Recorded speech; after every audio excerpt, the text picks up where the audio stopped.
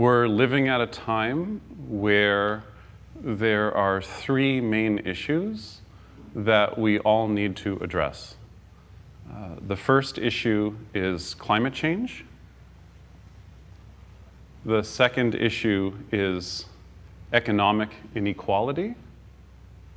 And the third issue of our time that gets less media coverage, I think, than climate change and economic inequality is the decay of intimacy in our own bodies, in our hearts, in our relationships. And you could say that the atrophy of intimacy in our collective life is really the decay of democracy. And so tonight I'm going to explore what the traditions that I've been trained in have to say about these issues of our time, because I feel like if we can't tell a new story that inspires people to really address these issues head on, then every exotic spiritual practice that we're involved in is going to be a passing fetish or fashion. So, what can we do? I'm going to suggest tonight that to deal with these three issues, climate change, economic inequality, and the decay of intimacy, there are three things that we can do. The first is we need to be able to stop. And this really has two different components. One is we all need to stop internally. I think in an age of Instagram and 140 character tweets and media constantly reporting on scandals and politicians that don't seem that inspiring, people are really looking for depth. And I think people's need for depth is palpable. And the first way that we need to find depth is that we have to be able to stop the momentum of overthinking and judgment, especially self-judgment, that goes on in our own minds and hearts. But the second component of stopping is that just taking care of your inner potential for greed or your internal potential for anger is not enough. We also have to deal with institutional forms of violence. And a spiritual practice that's just focused on me is, I think, one that can blow away very easily when we need to address real cultural issues.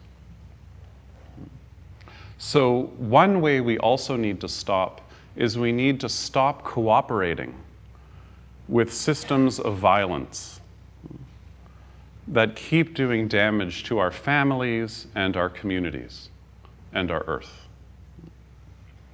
So stopping has these two sides. And everything that I'll say tonight has these two sides.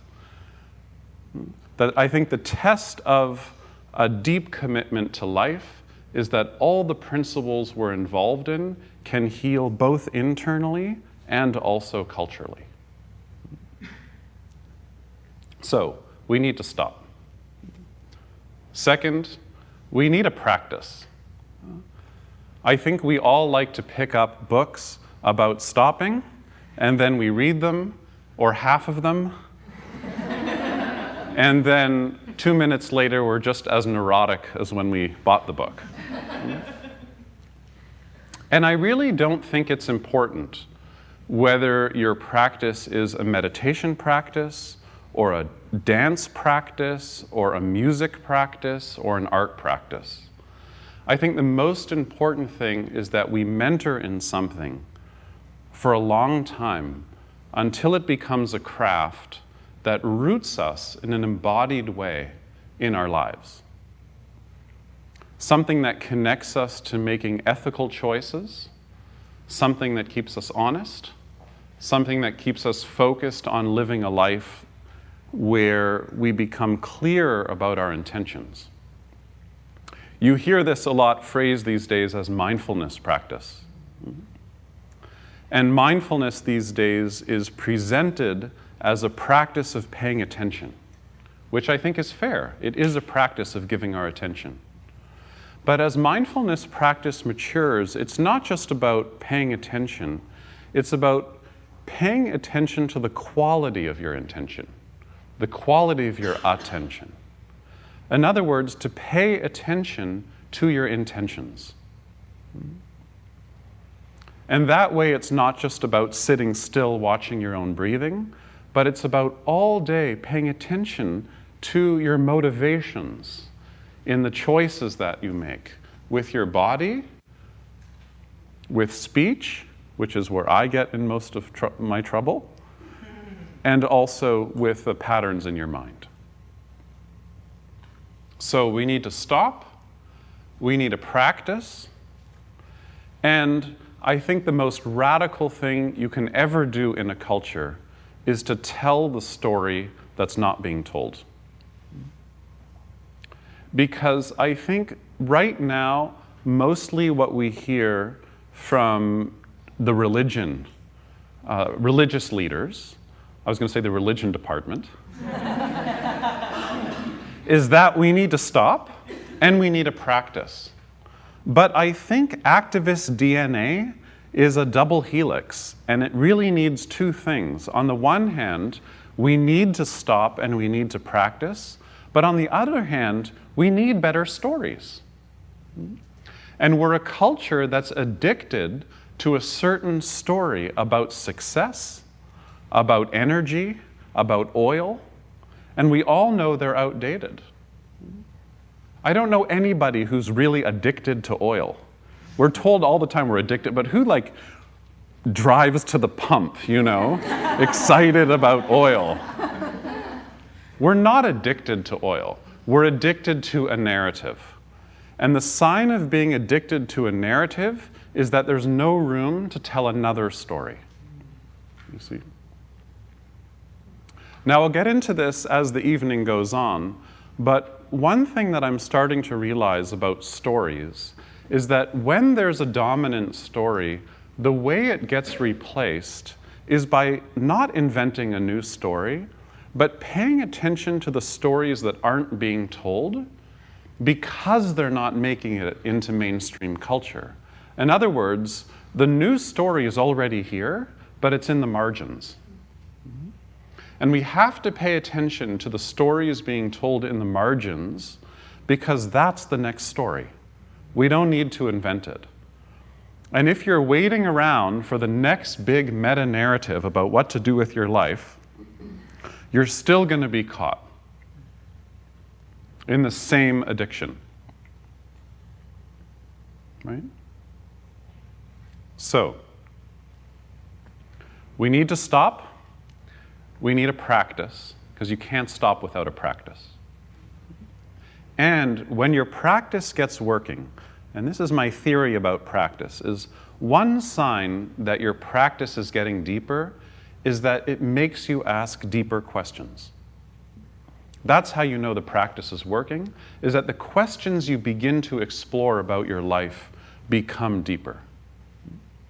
And when you study with a teacher, or you study good teachings, the purpose of teachers and teachings and community is that when you have a good question, they drive the question deeper. They don't provide answers. They drive the question deeper into your heart, so it becomes more meaningful, knowing that the response to the question can only come from you. A monk was once asked, "What is the core of spiritual practice?" And he responds, "An appropriate response." Another monk named Basho is asked, "What is spiritual practice?" And he answers, "Whatever's needed." So, we need to tell a new story, a story that's responsive to what's needed in our society right now. So tonight, I want to suggest several new ways of thinking about the practices we're engaged in so that we can offer something real to a culture that's really suffering and in need of a new narrative. So,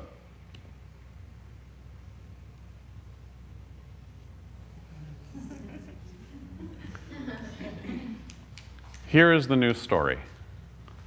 First, this is it. Imagine that. Imagine that this moment is it.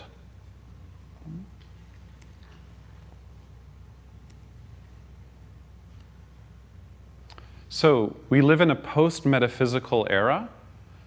Our lives are not dependent on, made from, another realm.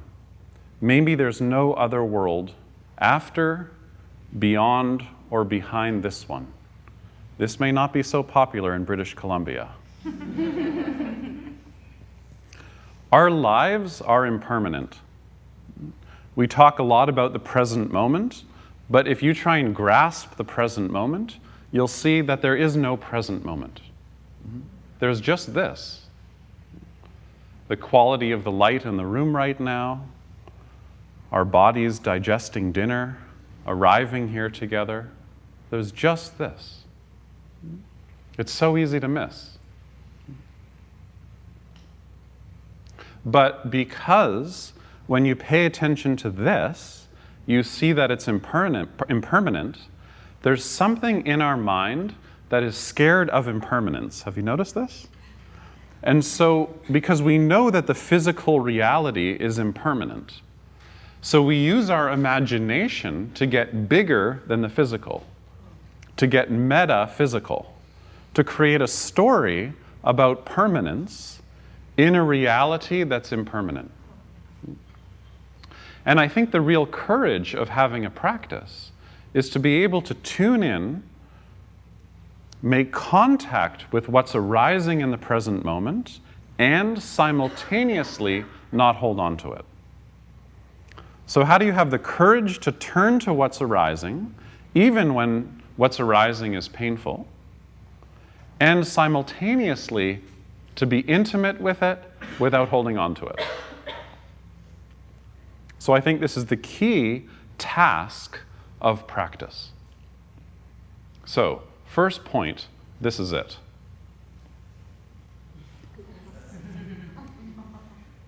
Life has no outside. When we're born, we don't come into this life. And when we die, we don't exit life. At death, we die into life.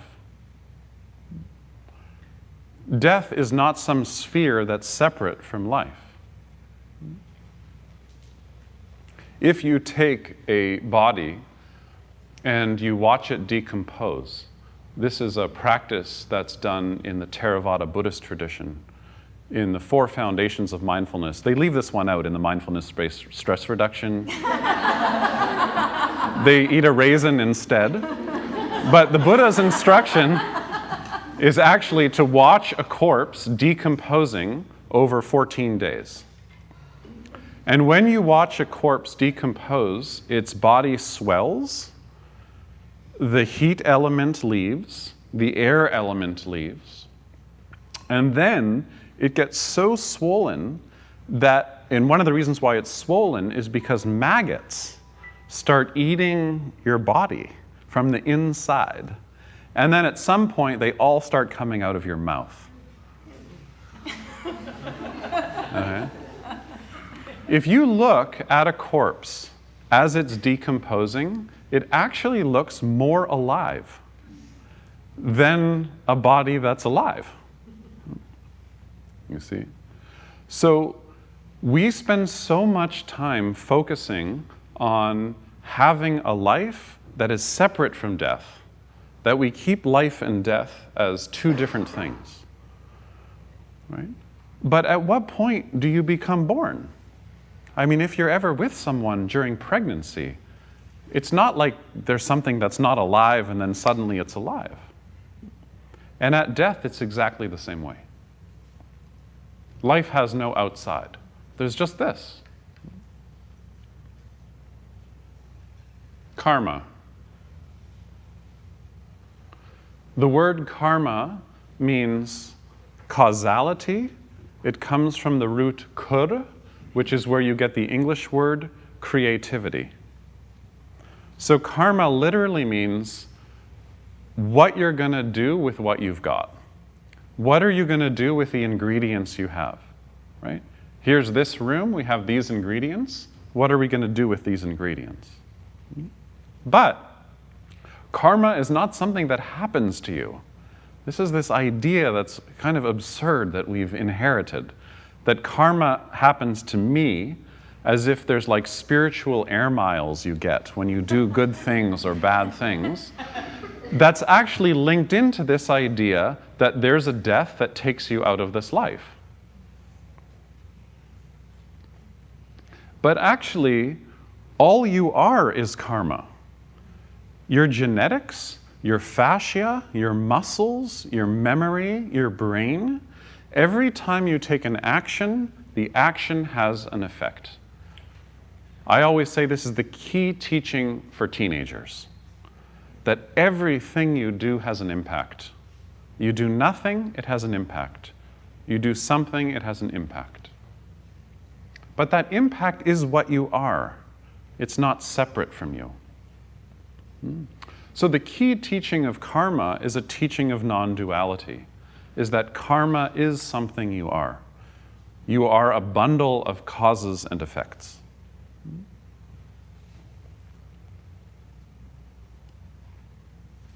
Equal stakes.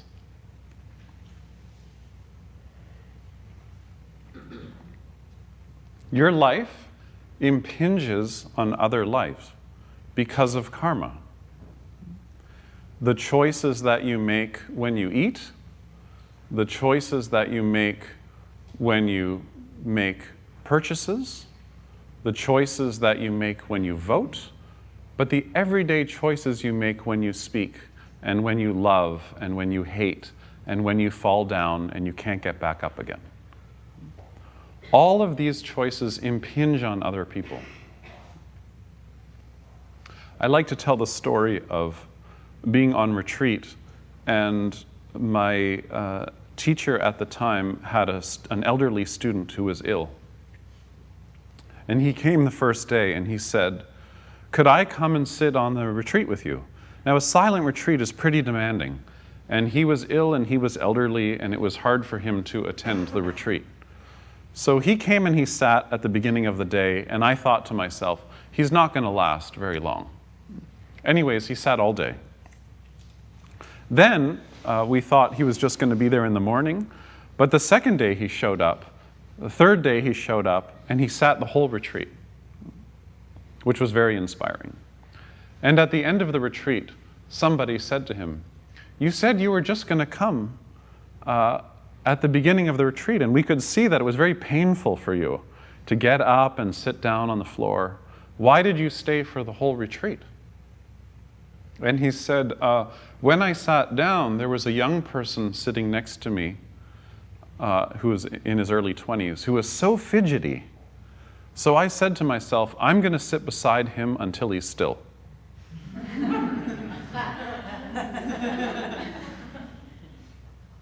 And this story always really stayed with me. We think so much of what we do for our practice is all about me. You see?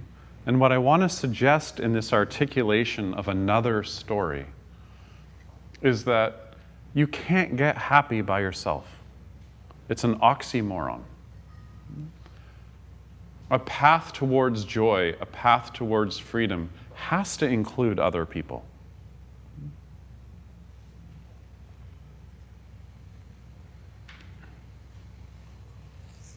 Life has limits, and we really need guardians and stewards of our biosphere. In British Columbia, where we are right now, Indigenous communities are at the forefront of a resistance against a fossil fuel economy. They've been reminding us by ringing many alarm bells that climate change is actually a problem of overconsumption. And we're also being reminded that this issue of climate change is actually a social justice issue.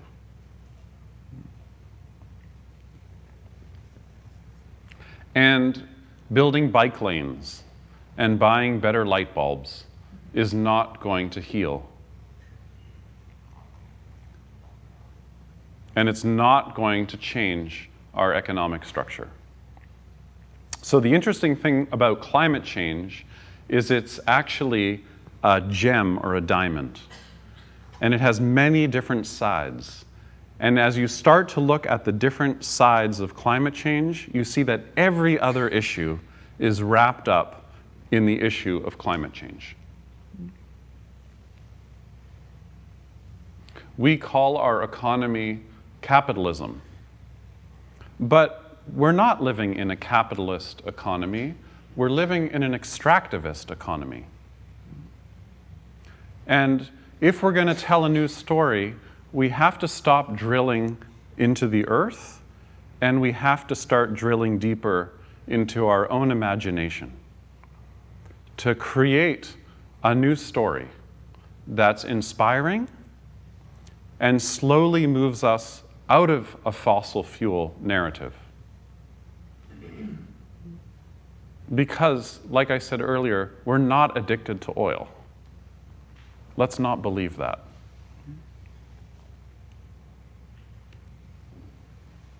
Interdependence. Everything interexists. Everything is contingent. Everything. We inter-are. We inter-exist. Even as I look around this room, there's no seeing of this room independent of my eyes. There's no hearing of these sounds independent of these ears. It's not like there's a me in a skin bag that's looking out at this room. Even at the level of sensation, we interexist with sound and light and breathing and water. Our bodies are 75 to 80% water. So how you treat water is how you treat your body.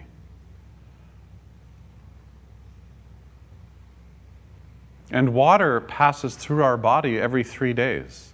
So I just came from one of the Gulf Islands. So right now I'm Cascadian mountain water and have a little bit of Vancouver water in me. But by the end of the weekend, I will be Vancouver water.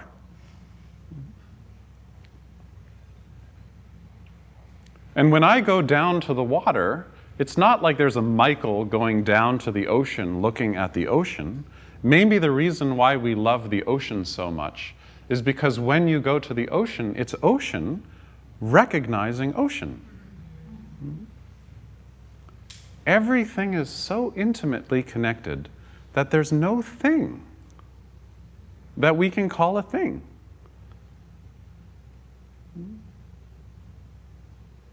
This goes under the umbrella of interdependence. But I think what it really means is intimacy. That the only way healing can happen is through intimacy. If you take one thing away from our evening tonight, it's this message that healing only happens through intimacy. Getting closer to the parts of ourselves we have a hard time being in relationship with. Healing in community happens when we start to have relationships with the people in our community that we treat like garbage. You don't have to look very far. Healing in family happens when people call us on our stuff that we don't want to look at, and we have the courage to actually look at it. I remember one time going to have an interview with a Zen teacher, and he didn't speak English. This was in Japan. And I sat down across from him, And he looked at me and went like this. So I pulled up a little closer to him, and then he said, so then I was really close to him. And then he said, that's good. That's practice. And then he rang his little bell. And that was the end of our interview.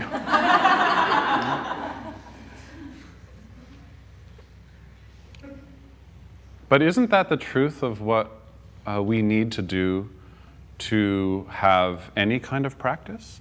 I mean, if you have an art practice, isn't that the work of being able to see more clearly? Is just come closer. I moved from Toronto to British Columbia because I had this idea that I wanted to have a deeper relationship with the natural world. Well, you can't just have a deeper relationship with the natural world. It actually takes a long time. So every day there's this amazing trail that I go on. And now, slowly, the trees are saying, come closer.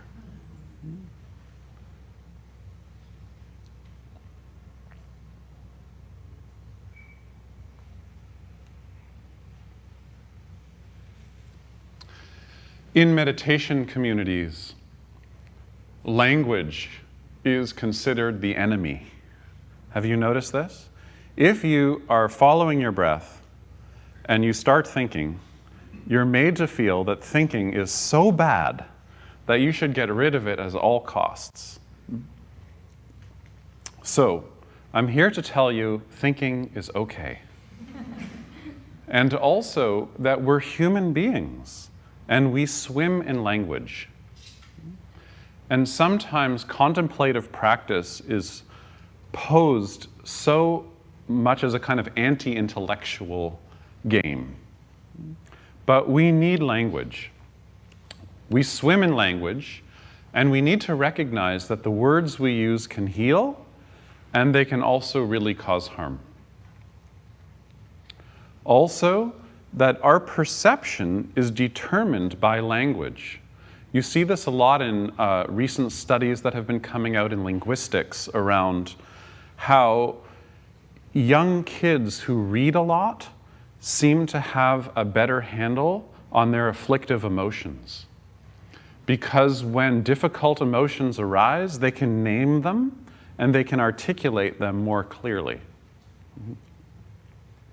So the language we have, the unconscious stories we have, determines what we perceive. There are sometimes in meditation practice moments that are unconditioned by language, but once you notice them, they're conditioned again by language. And the more stories we have, the more tools we have in our toolbox. I was saying earlier that one sign of addiction is that you keep telling the same story over and over again. But another sign of being addicted to a narrative, and I really think that addiction at bottom is addiction to a narrative. And one sign that there's addiction to a narrative is that your imagination isn't there. And, you know, psychotherapists always love when someone comes into an office and goes, I'm so sick of telling this story again.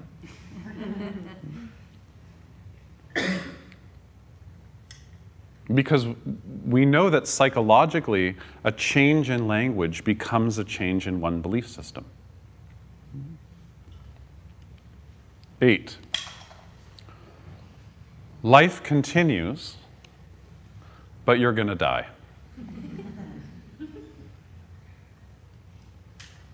Life continues, but this me that I'm so invested in, I have no idea what's going to happen at the moment of death.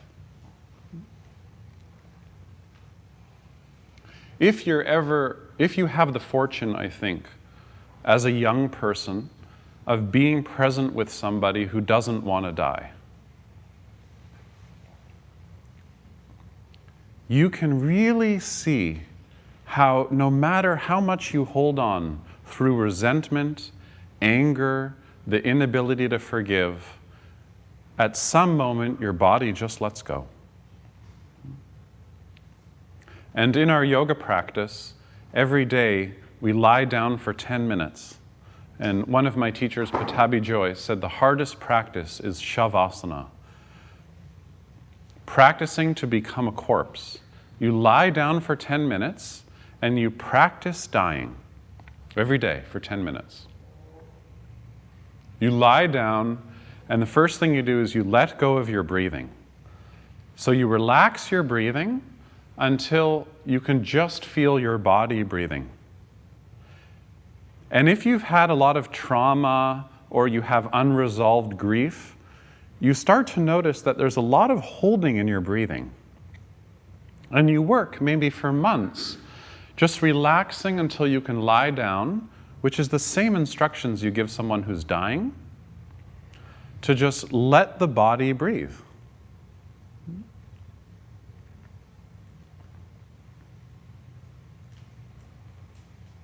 And then you get back up again with a little less clinging. We are fiction. We are stories we tell ourselves. And we say in our culture that what most of us are scared of is the moment of death. But I don't think that's true. I think what we're scared of is that at the moment of death, we don't know what's going to happen to this fiction, this movie of me that we're so invested in.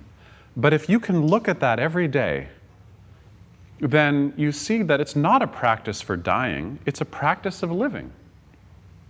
And when you're with somebody who's actively dying and is totally present, they're actually in the living place, not the dying place. They're totally alive. And for everyone else around them, oh, they're dying, they're dying, they're dying. But for the person dying, there's just moment. They're not dying, you see. It's just the story of me and the clinging that is the dying.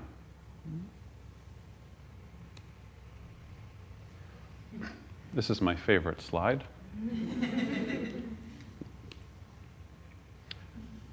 Embrace life. When you turn towards life, there is suffering. When you turn towards life, the suffering that you meet is not just your own suffering, but also the suffering of other people. And when suffering arises, there's only one way to work with it, which is to turn towards it. When pain arises, we turn towards pain. When sadness arises, we turn towards sadness. When boredom or loneliness arise, we turn towards our loneliness, and we become intimate with it. The samadhi of loneliness, the samadhi of boredom, the intimacy of anger. Any mental state we can turn towards. And we learn that the core practice that we can engage in for a nonviolent society is turn towards our own suffering and other people's suffering and really know it. Not to know it like an intellectual analysis, but to know it like you know a piece of music. To really know suffering. However, when you turn towards suffering, Lena Dunham shows up in your kitchen. When you turn towards suffering, craving arises. This is biological and cannot be negotiated. So, for all of you who've trained in a contemplative practice that tells you that craving causes suffering and that practice is about ending craving, this is biologically impossible. There are moments when we can work with craving so that it subsides. But every time you turn towards suffering, the human organism is designed to crave pleasure.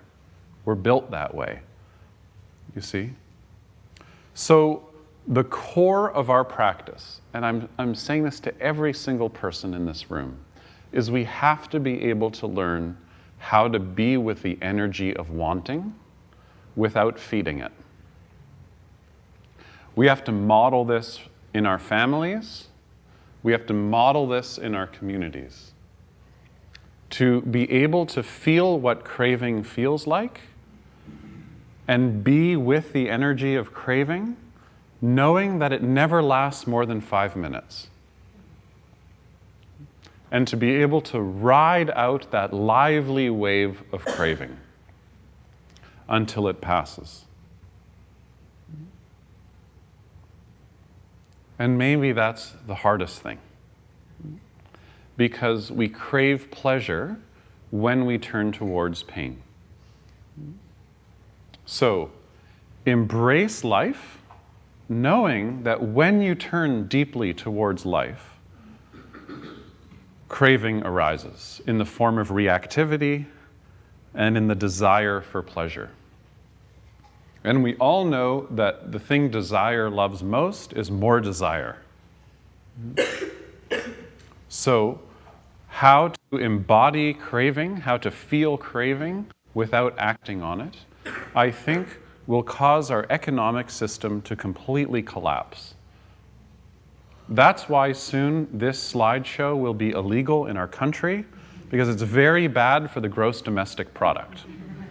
Because when you can take care of your cravings, you just don't buy so much.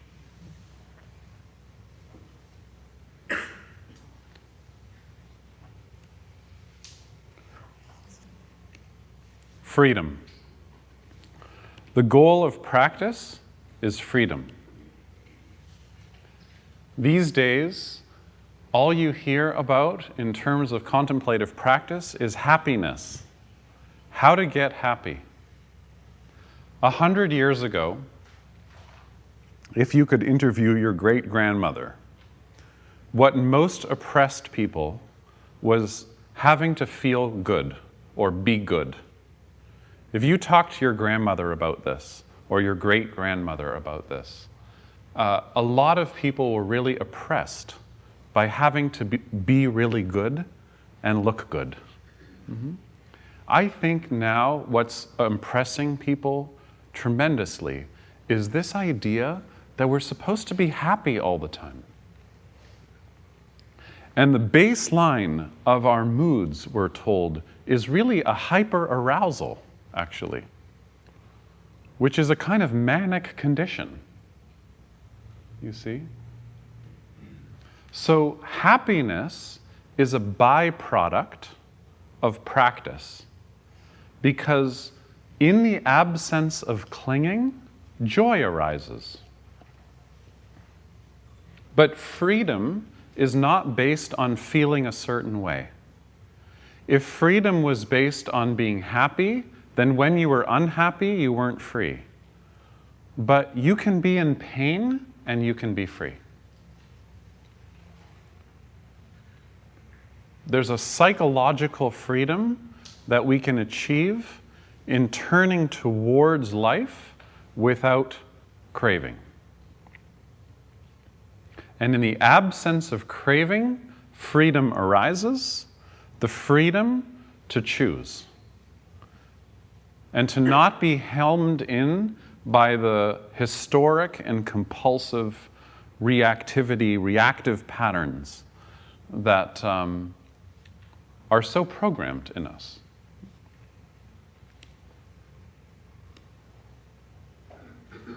We have 2 more. Nothing is inevitable. Because the self, like culture, is fiction, we are not a narrative that's heading towards a predetermined conclusion, which is another way of saying we can write the next chapter. You do not have to be the same person today that you were yesterday.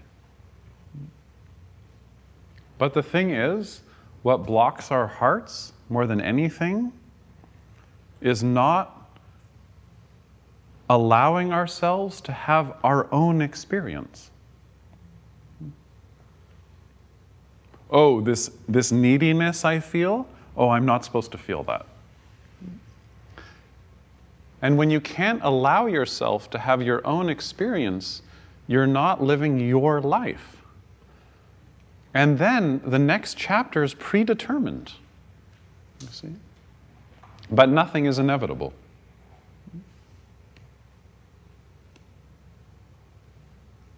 Last point. People ask a lot, is yoga, one of the traditions I've trained in, a religion? Is Buddhism, another tradition I've trained in, a religion? Or is it a new kind of psychotherapy? Well, I don't think that yoga and Buddhism are religions. I really think they're cultures. And they're cultures of awakening. And I think it's time that we let go of this idea of a personal religion or a personal transcendence, and we replace it with a social awakening. Maybe the next awakening will be a social awakening. Instead of a privileged and private, isolated experience that a young man has under a tree. There's no doubt that we all have to work with our minds, and there's no doubt we all have habits in our heart that we really need to work with. But relationship is the key to awakening. And we can wake up in relationship and through relationship. So maybe the next awakening is a social awakening. The Vietnamese Zen teacher Thich Nhat Hanh said a couple of years ago, the next Buddha will be Sangha. The next awakening will be community.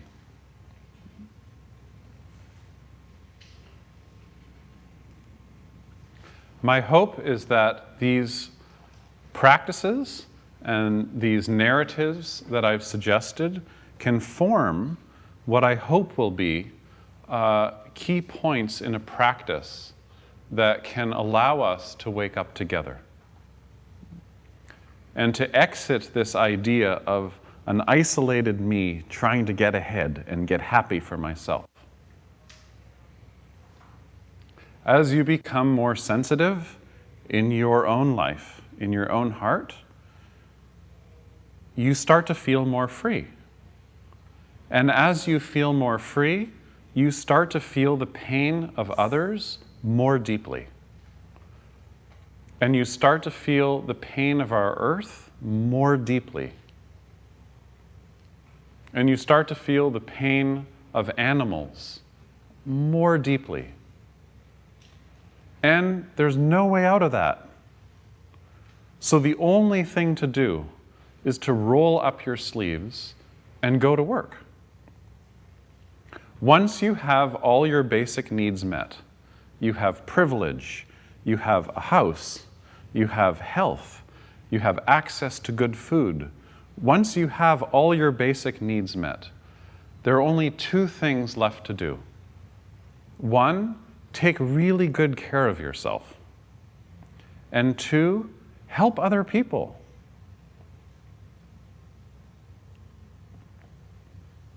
So, thank you very much for listening. What I'd like to do now is to take a 10-minute break, and then we can come back.